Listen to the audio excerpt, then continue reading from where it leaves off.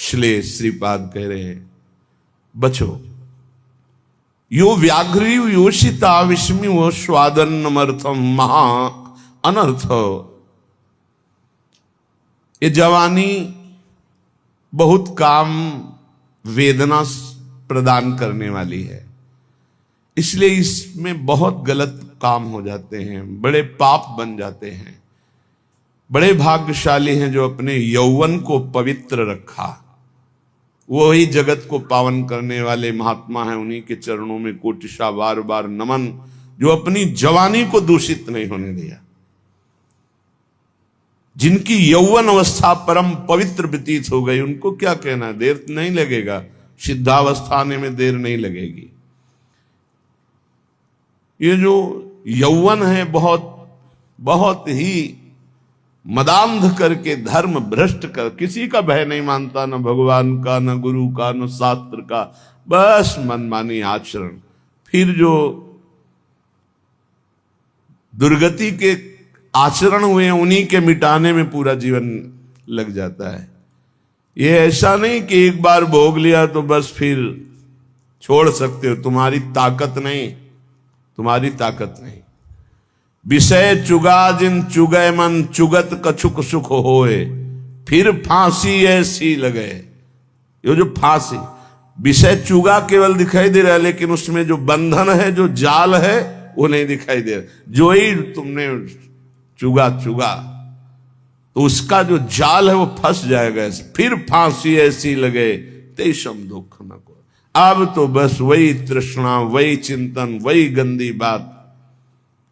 इसलिए यो व्याघ्री योषिता विस्मिव स्वादन्नमर्थम महा, जो अपनी जवानी को पवित्रता से निर्वाह करने के लिए काम भोग की बात, काम भोग की क्रिया, काम भोग का चिंतन, ये भयंकर विषधारी सांप के समान समझता, नहीं काट लेगा, जहर चढ़ जाएगा। और स्वादन्नमर्थम विस्मिव, जितने ही स्वाद के पदार्थ हैं, बड़े स्वादिष्ट लगने वाले, ये सब विष हैं। ये नीच रसेंद्री खा खा के पुष्ट होती है और जनेंद्री आदि से पाप कराती है। श्रीपाद कह रहे हैं जीवन प्रभु के क्रंदन के लिए मिला है, रो रो कर व्यतीत करने के लिए मिला है। यही दोष हमको प्रभु का प्रेम प्राप्त नहीं होने देते। जवानी को संभालो, पवित्र रखो। कैसे? बोले विस्मिव स्वादन्नमर्थम। ये जो स्वाद अन्न पाने की चाहत हो गई है, बहुत खतरनाक है। ये रसगुल्ला नहीं है, ये बिस्गुल्ला है। जितना खाओगे अच्छे अच्छे पदार्थ, उतनी भोग वासना बढ़ेगी। जितना भोग क्रिया करोगे, किसी की जरूरत नहीं, अपने आप नष्ट हो जाओगे। कोई किसी को मारता नहीं, अपना कर्म ही हमारा नाश कर देता है। इसलिए विस्मिव स्वादन्नर्थम, स्वादन्न के लिए विष के समान उसको देखो। जवानी को पवित्र रखने के लिए भोग क्रिया, भोग चिंतन, भोग वार्ता, इसको ऐसे समझो जैसे फुफकारता हुआ काला सर्प हो। बस नजदीक गए तो डस लेगा, जहर चढ़ जाएगा। नर्थ प्रायम साधु लोक मिलनम सर्वार्थ विभ्रंशवत।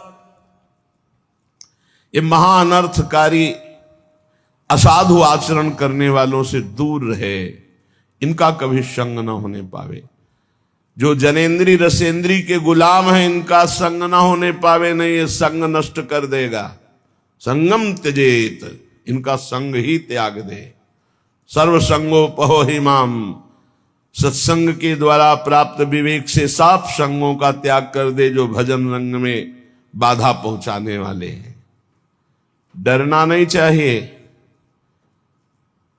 जैसे रिश्ते, नातेदार, संबंधी, मित्र, संसार के और परिजन, यदि ये हमें प्रभु से विमुख करते हैं, ये प्रभु की निंदा करते हैं, भक्ति की निंदा करते हैं, भगवत मार्ग की बाधा खड़ी करते हैं, तो हम मन से प्रणाम करके इनमें भी भगवत भावना करके पर इनका कभी संग संभाषण नहीं करेंगे।